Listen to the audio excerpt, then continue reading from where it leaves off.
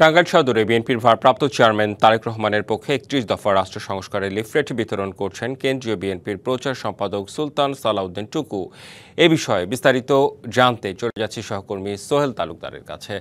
সোহেল তালুকদার, রাষ্ট্র সংস্কার নিয়ে বিএনপির লিফলেট বিতরণ কর্মসূচিতে সাড়া কেমন দেখছেন, বিস্তারিত জানতে চাই আপনার কাছে।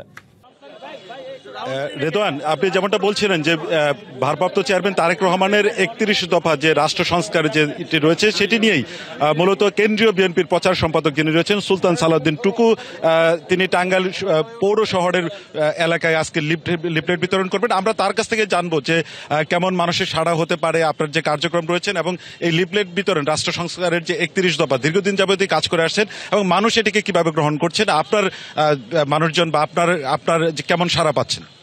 আলহামদুলিল্লাহ, আমি অনেক বেশি সাড়া পাচ্ছি সাধারণ মানুষের। আজকে এই লিফলেট বিতরণ কর্মসূচি আমরা কিছুক্ষণ পরেই আমরা উদ্বোধন করব। মানুষ চারদিক দিয়ে চলে আসতেছে। ইনশাল্লাহ আশা করি এই শহরের স্বতঃস্ফূর্তভাবে হাজার হাজার মানুষ আজকের এই লিফলেট বিতরণ কর্মসূচিতে অংশগ্রহণ করবেন।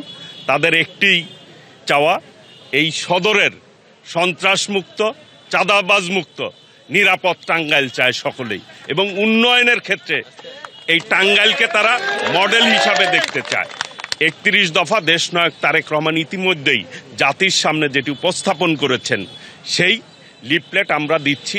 সকলেরই এই ৩১ দফার প্রতি একটি আলাদা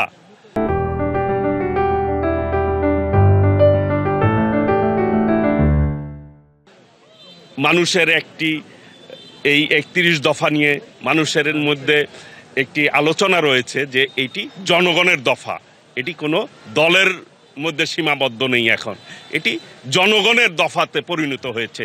মানুষ পাশাপাশি একটু সম্পূরক প্রশ্ন করতে যাচ্ছে, যদিও সময় কম। আপনি দীর্ঘদিন তো টাঙ্গাইলের মানুষের জন্য, সদর উপজেলার মানুষের জন্য কাজ করে আসছেন এবং অনেক বেশি নিবেদিত। সেই অর্থে টাঙ্গাইলের মানুষের জন্য, সাধারণ মানুষের জন্য আপনার বার্তাটা কি বা কি অবস্থা আপনাদের?